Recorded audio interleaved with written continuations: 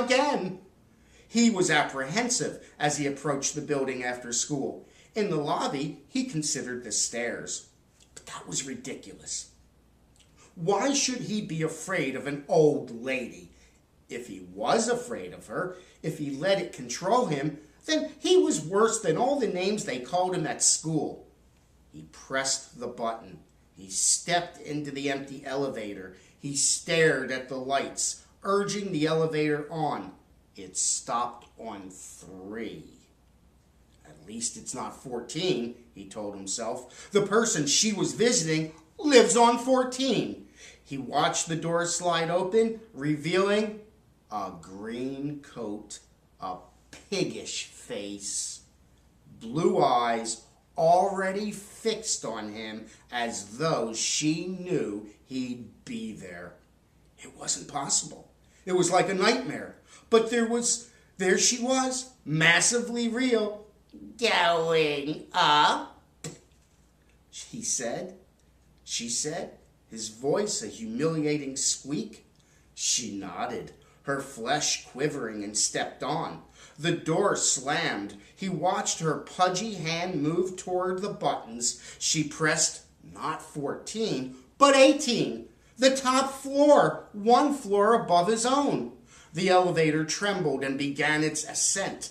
The fat lady watched him. He knew she had gotten on at 14 this morning. So why was she on 3 going up to 18 now? The only floors he ever went to were 17 and 1. What was she doing? Had she been waiting for him? Was she riding with him on purpose? That was crazy. Maybe she had a lot of friends in the building, or else she was a cleaning lady who worked in different apartments. That had to be it. He felt her eyes on him, and he stared at the numbers slowly blinking on and off, slower than usual, it seemed to him. Maybe the elevator was having trouble because of how heavy she was. It was supposed to carry 3 adults, but it was old. What if it got stuck between floors? What if it fell? They were on 5 now. It occurred to him to press 7, get off there, and walk the rest of the way. And he would have done it if he could have reached the buttons. But there was no room to get past her without squeezing against her, and he could not bear the thought of any physical contact with her. He concentrated on being in his room. He would be home soon, only another minute or so. He could stand anything for a minute, even this crazy lady watching him. Unless the elevator got stuck between floors, then what would he do? He tried to push the thought away, but it kept coming back. He looked at her. She was still staring at him, no expression at all on her squashed little features. When the elevator stopped on his floor, she barely moved out of the way. He had to inch past her, rubbing against her horrible, scratchy coat, terrified the door would close before he made it through. She quickly turned and watched him as the door slammed shut, and he thought, now she knows I live on 17. Did you ever notice a strange fat lady on the elevator? He asked his father that evening.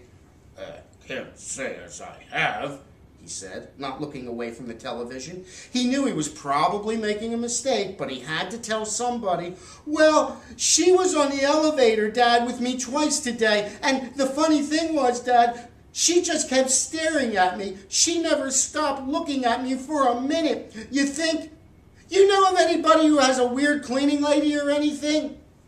What are you so worked up about now? His father said, turning impatiently away from the television. I'm not worked up. It was just funny the way she kept staring at me. You know how people never look at each other in the elevator? Well, she just kept looking at me, Dad. What am I going to do with you, Martin? His father said. He sighed and shook his head. Honestly, now you're afraid of some poor old lady.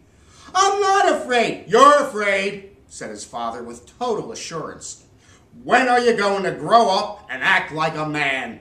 Are you going to be timid all your life? He managed not to cry until he got to his room, but his father probably knew he was crying anyway. He slept very little.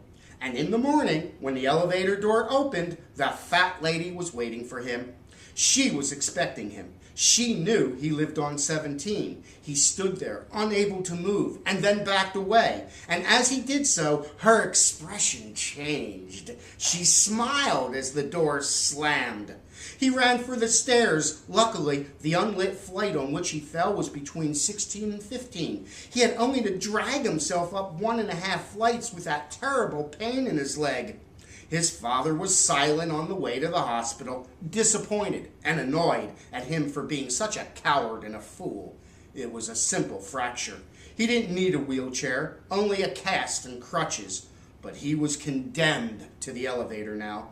Was that why the fat lady had smiled? Had she known it would happen this way? At least his father was with him on the elevator on the way back from the hospital. There was no room for the fat lady to get on, and even if she did, his father would see her. He would realize how peculiar she was, and then maybe he would understand. And once they got home, he could stay in the apartment for a few days. The doctor had said he should use the leg as little as possible. A week maybe. A whole week without going on the elevator. Riding up with his father, leaning on his crutches, he looked around the little cubicle and felt a kind of triumph. He had beaten the elevator and the fat lady for the time being, and at the end of the week, that was very far away.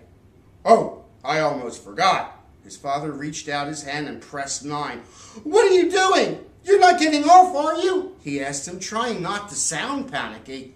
"I promised Terry Ullman I'd drop in on her," his father said, looking at his watch as he stepped off. "Let me go with you. I want to visit her too," Martin pleaded, struggling forward on his crutches. But the door was already closing. "Afraid to be on the elevator alone?" his father said with a look of total scorn. "Grow up, Martin." The door slammed shut. Martin hobbled to the buttons and pressed 9, but it didn't do any good. The elevator stopped at 10, where the fat lady was waiting for him. She moved in quickly. He was too slow, too unsteady on his crutches to work his way past her in time. The door sealed them in. The elevator started up. "Hello, Martin," she said, and laughed. "Ha ha ha ha ha!" and pushed the stop button.